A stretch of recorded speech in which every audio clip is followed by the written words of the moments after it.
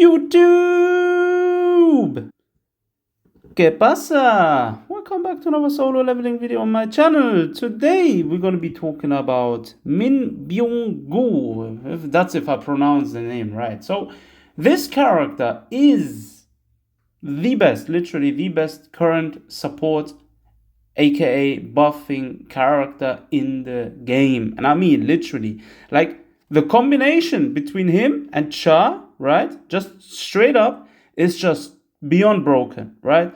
Like I'm gonna get into the gritty details in a bit, right? So we're gonna start up the video now, and first of all we're gonna be looking at the best artifact set for him. Right, so looking at his main set, the best set you want to be equipping him with is the Noble Sacrifice set, because he's actually scared of his HP and everything, and since he's like a tank buffing sort of character, he will definitely need high HP values, right? So the 2-set bonus basically gives you an 8% increase of HP, and the 4-set bonus will actually decrease the user's attack by 8%, but increase their team members' attack by 8%. So it's already buffing the other team members from the get-go just because he has the set equipped, right? And the next one is going to be the Outstanding Connection. This is going to be the Argumentation artifact set which you want to equip him with. 2-set effect basically gives him, when tagging out, increases the user and their team members attack by 12% for 10 seconds, right? That's the first one. The 4-piece set increases the effect to 28% and the duration increases to 15%. So that's definitely a huge buff, right? So that's the first thing you want to be looking for. Make sure you give him that set. Now, an alternative set could also be the toughness set. However, I wouldn't definitely recommend it because it basically increases his critical hit rate by 8% and his crit damage by 32%. But since he's not going to be a main attacking unit, that's not going to be one thing you want to be looking out for. Now, as for the weapons, the best weapon actually for him, and in terms of SR weapons, is actually the Ancient Grimoire, because it increases the user's power gauge acquisition rate by 32%, which is actually what you want, because you want him to use his ult. However, alternatives are also the Steel Shield, the SR version, because it increases his damage taken and increases the user's attack, defense, and HP by 2%. So that's definitely, if it's above the 5-star awakening, right? So that's definitely another alternative. And in terms of his signature weapon, right? So if you look at the signature weapon, basically the Eternal Slumber increases the user's HP by 2.5%. However, when the user uses Heavenly Blessings, the user and the team members' damage dealt increases by 4% for 16 seconds. So this is actually the get-go weapon for him, right? If you can acquire this weapon, definitely the best choice for him in the game, because it will greatly enhance his buffing effectiveness and his help for our teammates. Now, looking at his stats, what you want to be focusing on first up is going to be HP. HP is the first main stat you want to be focusing on for him. And that being said, for your artifact set, you want to always target the main stats. HP for the helmet.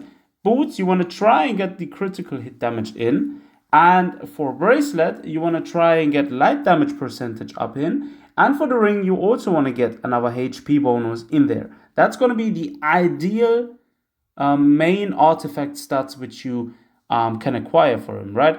Another one is the one which you should focus on is healing given increase, right? That's another great substat which you want to give him. And apart from that, obviously HP and critical hit damage. Those are the main substats you want to be focusing on for him.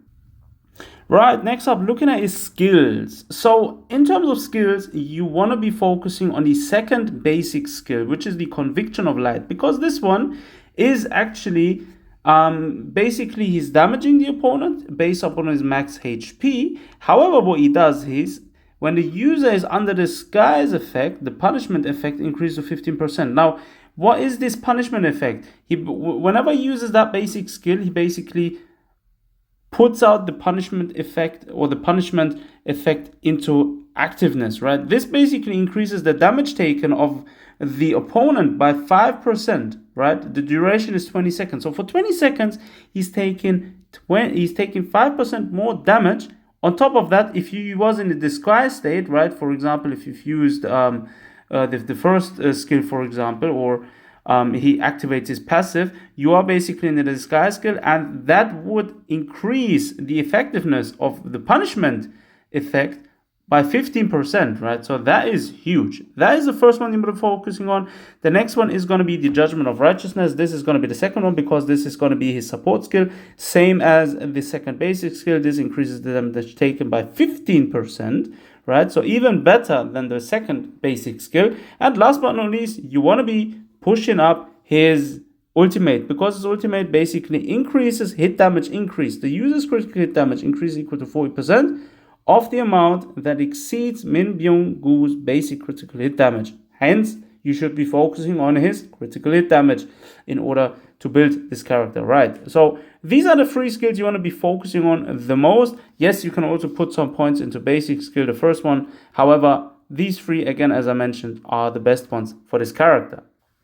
Now, in terms of teams, you always, literally, I'm telling you, you always want to run him with Char, because that combination is just beyond broken. Like, I've faced Cerberus or Arcanate, right, where it had like 40 layers of HP left, 40 bars of HP left. And all I did is I procced the support skill of Ming, right? I've procced his support skill and his ultimate, and straight up switched into Char and user ultimate. And if you are critting, basically you want to build Char with high crit rate, right? Obviously, if you're critting plus the buffs which Min basically puts on her, bro, one ultimate literally reduced the opponent from 40 layers of HP down to 3, and then it was just quick breakfast working that rest HP away. So that's definitely the combination to go to. Basically, he enables Char to one-shot enemies if you're setting it up right. On top of that, running someone like Seo as the third character is also a great option. You could also opt in to run a pure light team, especially nice for running against Arcanate, or you could also opt in to run instead of Seo or a third random member. You could also opt in to run Emma. That would also work great. But in generally, he actually fits well in almost any team, since he's always adapting the role of buffer and healer in the team, right? And you always want to put him on first place and the second slot and the third slot, either with the DPS or sub DPS, and however you want to structure it, right? But you want to make sure he opens up always first, especially against bosses, because he will apply the buffs and then you switch out and then you do the damage with your DPS or sub DPS and then you switch back again. That's the way you want to play this character.